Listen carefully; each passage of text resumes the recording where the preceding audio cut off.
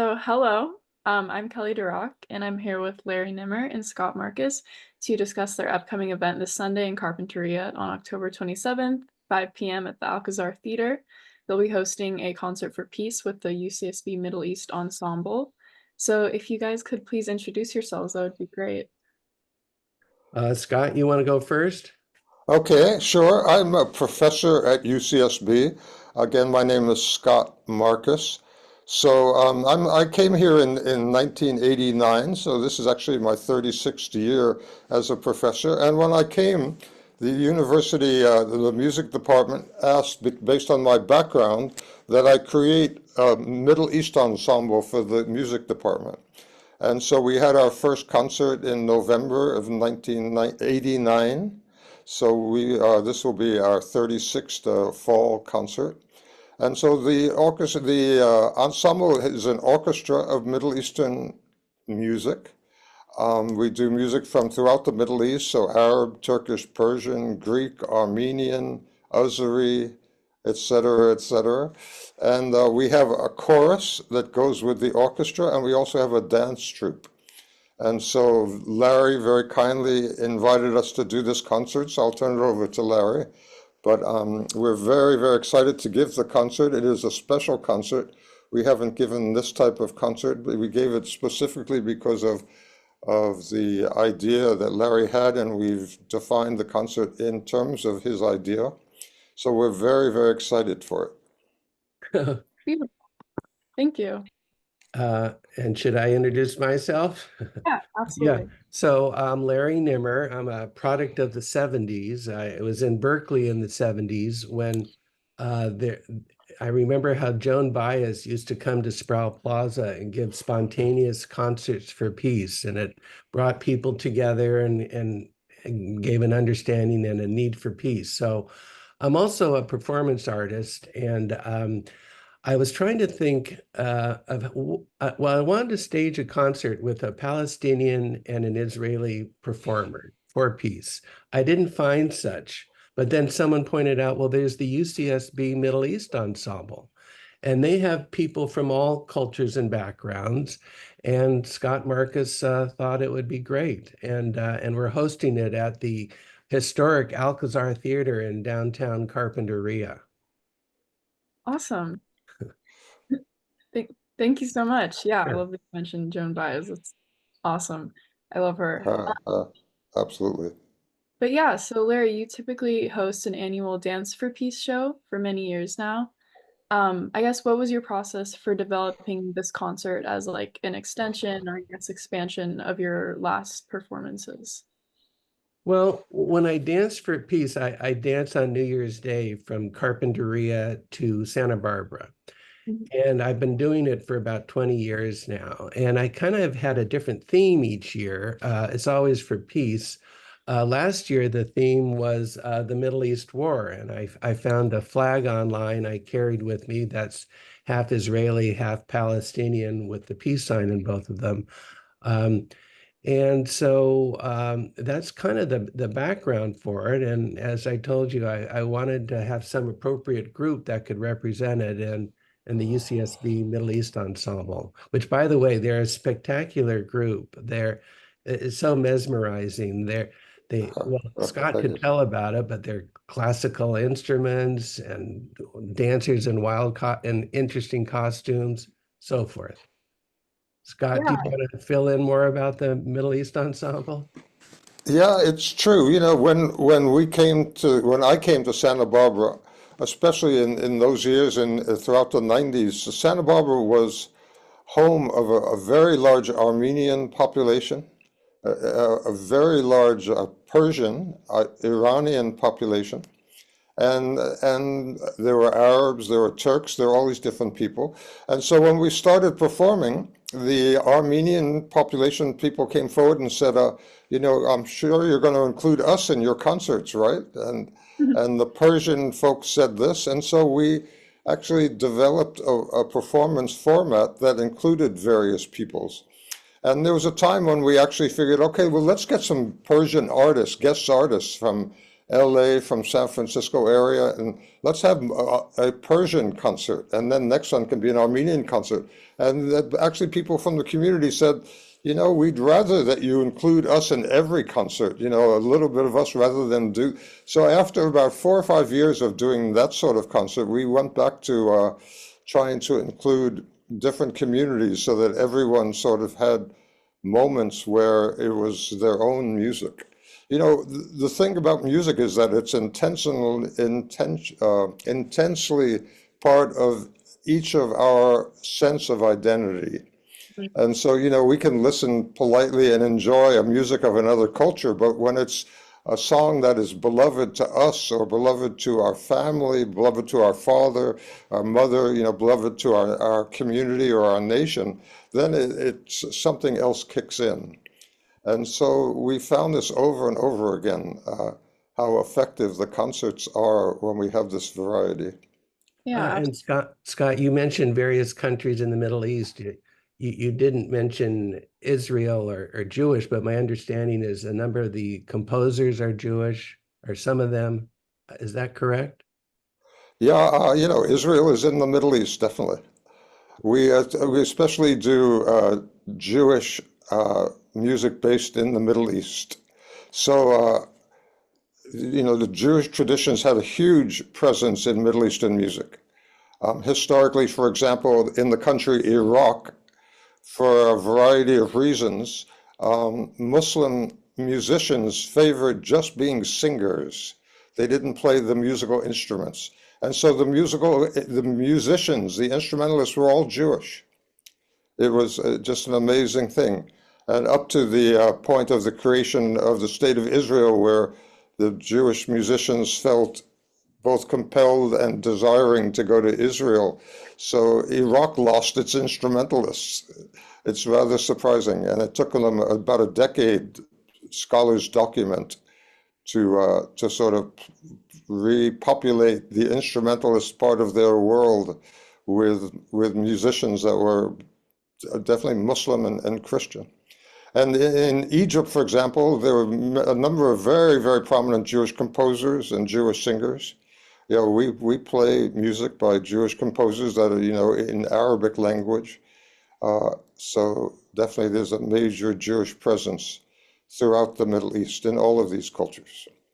And I'd like to mention that during the concert, Scott will tell stories like this of the origin of the different music. hmm yeah, beautiful. So kind of going into a lot of what you said about how, music, the cultural aspect of it is so important to so many people. It can convey this, feeling of, I guess, nostalgia and, importance. How do you guys think music is used as a vessel to convey this information and cultural education or even cultural celebration? I think it crosses bridges, it crosses boundaries, I should say, and it brings you have a commonality with, if you're sitting someone different than you, but you're hearing the music, you can both appreciate it, and it's a way of communicating without language. Scott, any other thoughts?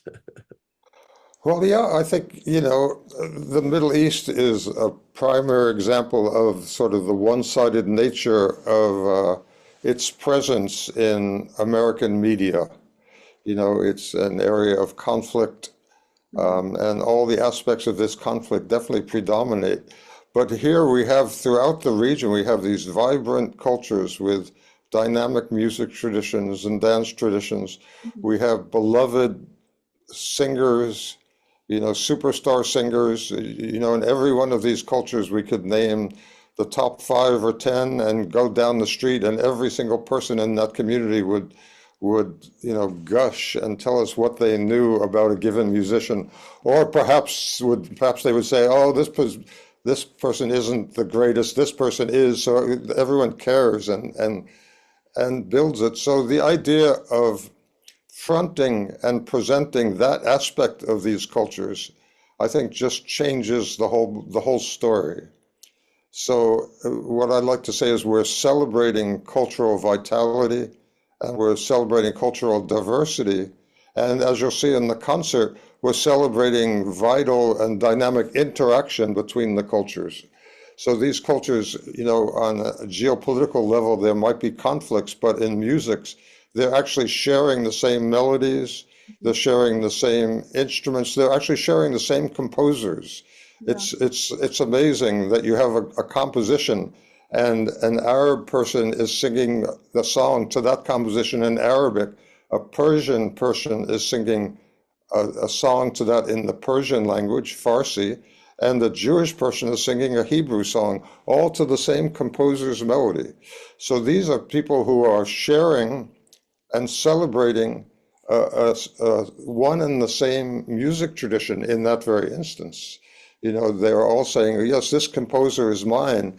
So a Jew could say, well, he's a composer for Jewish music. A Persian would say, yes, he's a composer for Persian music. And an Arab says this is a composer. So we have many examples of this that we're going to play in the concert. So, and I tell the stories about the Jewish person who did it, the Arab person who did it, the Persian. So it's a great celebration of cultural sharing, cultural interaction. Yeah. Yeah, absolutely. So the Middle East ensemble consists of like singers and dancers and a chorus who will all be performing a collection of Middle Eastern pieces. I guess you kind of mentioned how you will be giving a lot of like cultural origins of these specific pieces. I guess what else can like attendees expect to see and learn at this event in addition to just the musical performances? Well, I guess one thing is the exotic instruments like behind Scott. Is that right? Yeah, absolutely. These are ouds, spelled maybe O-U-D, oud.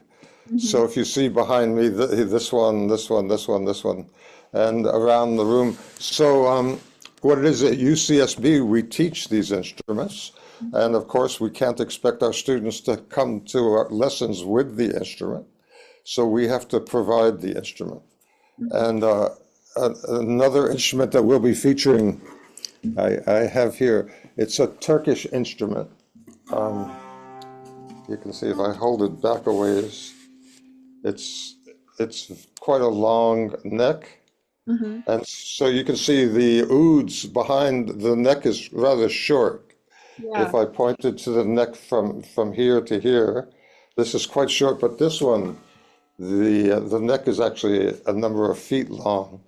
And this is one of the main instruments of Turkey.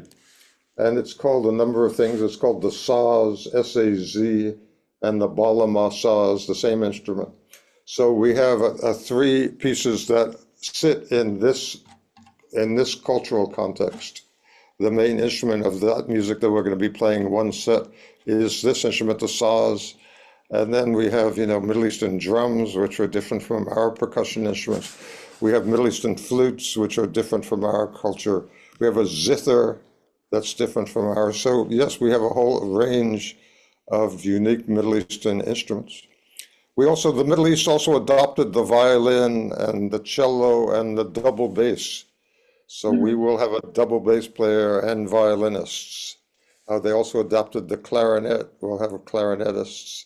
So the Middle East was definitely very affected by Western culture. Yeah. And adopted a number of aspects of Middle East, European music. Yeah. Yeah, no, it's really interesting. It's so cool because there's so many, like, obviously just the construction of the instruments themselves and so many, like, I guess theory-wise, like, elements of Middle Eastern music, different scales and stuff of that sort. So that'll Yeah, be, different rhythms. yeah, It's surprising. It's surprising. I actually, I teach this at the university in multiple classes. But one of the things that's surprising to me is that the rhythms of Middle Eastern music can be completely unique and different from Western music. So there's a 9-beat rhythm that we're going to play, and we just don't have that 9-beat rhythm. And yeah, it's a Turkish rhythm, and there'll be a 10-beat rhythm, and it's an Armenian rhythm. So part of the culture is that they have actually really unique musical stuff, not only instruments and, as you say, scales, but even the rhythms. Yeah. And these rhythms are quite beautiful. They are very lilting. They have a real groove to Mm, them. yeah, Yeah. 100%. But yeah, I guess for my last major question to the both of you. So you've been leading the ensemble at UCSB since 1989, and obviously the public's knowledge of the Middle East, especially surrounding Palestine, its history, and especially in the past year, has faced a drastic shift since then and is constantly evolving. But I guess at a time where education surrounding the Middle East is critical, what is the value of hosting an event specifically where the feature group is comprised of college students? Scott, you want to say something? Well, let me just massage your statement a little in that we've been around a long time. And so we've had students like that were in the ensemble in now past decades, and they stayed in the ensemble. Wow. So actually, the majority of the ensemble members at this point are not students, but they're community members. Oh, wow. So, yeah, so we have students, they are somewhat surprisingly in the minority Mhm. in the larger group. So, my field is called ethnomusicology. Mhm. So, as opposed to musicology or the teaching of Western music. So, if you are, for example, a violin teacher or the orchestra teacher in a Western orchestra, you expect your students to come to your ensemble already having mastered their instrument because they grew up in the West and maybe as a junior high school student, they started high school. By the time they get to college, if they want to be in the orchestra, they already have to be great, actually. Yeah. So in ethnomusicology, we have a very different situation that we're teaching instruments like the one behind us and the ones I mentioned, where no one has even seen this instrument before. So our instruments are open ensembles in the field of ethnomusicology. It means that anyone can join with any amount of background, and we have to give instruction in all these instruments. Generally, if you're a brand new person, we suggest that you join the percussion section because these rhythms, some of the rhythms have an underlying structure which is quite simple, Yeah. and you can learn that structure just and so you can play along. And as you know, by the fourth week and the fourth month, you've learned to play more sophisticated versions of these rhythms. But what my point is that it's an open ensemble, and we invite people to come and attend. And part of it being an open ensemble is that it can be, if the community responds, it can be a community ensemble. And our ensemble is a community ensemble. And that's, as I said, why we play the music we do. We play Arab, Turkish, Persian, etc., because there are Arabs, there are Turkish Persians in our community. And they are actually suggesting the songs that we're going to play. So we get specific examples of repertoire to learn and then perform from people of the Greek community, of the Armenian community, of the Arab community. So it's hugely exciting that it is a community ensemble. Uh, and so I might add, it's always great to be able to look to students to see what they're doing for our future. And they're a great example of, what we should try to be. And if I may mention a couple of other things, Shelterbox Right USA on. is sponsoring the event. They're a relief organization based in the Santa Barbara area, and they're what they do is help find homes for people that are displaced by war and other disasters. And one other thing, if I may, the Alcazar Theater is the historic Alcazar Theater in Yeah. downtown Carpinteria, and it's really quite a place. It was started in the 30s by a small-time actor named Oliver Pritchett, and now it's remodeled and has a bunch of great concerts, plays, events, films, and so forth. Wow, that's really interesting. Thank you. Sure.